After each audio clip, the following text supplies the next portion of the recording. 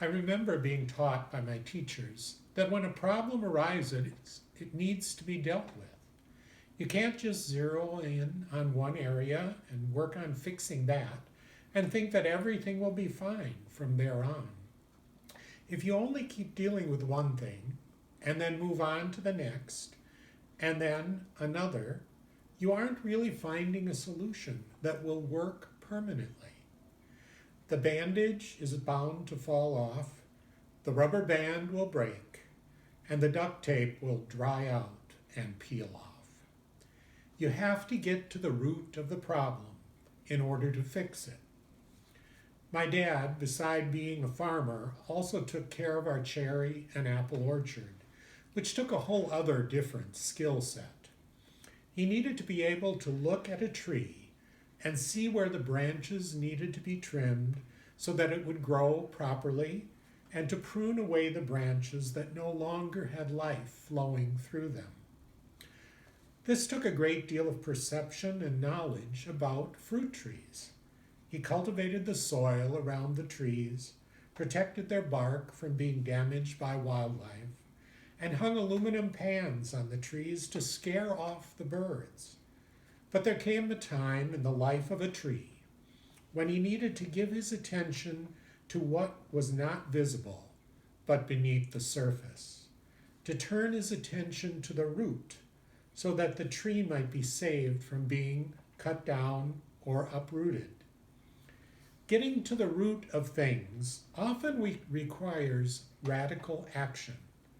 Now, the word radical conjures up all sorts of unpleasant images, especially in light of the type of rhetoric we've been hearing lately.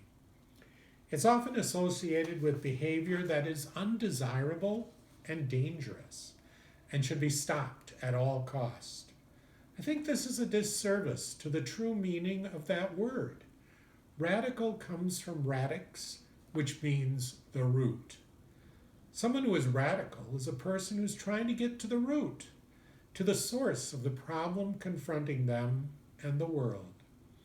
When we consider those who spoke words of truth to people in our Bible stories, it was the prophets of the Old Testament, and John the Baptist, and yes, Jesus, who struck at the root of evil. These are the powers of the world that have lost their way and are robbing us all of the straight path and open highway to God. I confess to being more comfortable with the loving, caring side of the smiling Jesus of my childhood, who loves, cares, and comforts. But I know that I cannot ignore what Jesus says out of the love of God that has been shown for our world. That radical side of Jesus, whom looks us in the eye and sees into the very depth of our soul and calls us to deal with the root, which is the source of who we are and who we will be. May we be radical in the way of Jesus to move our world closer to God.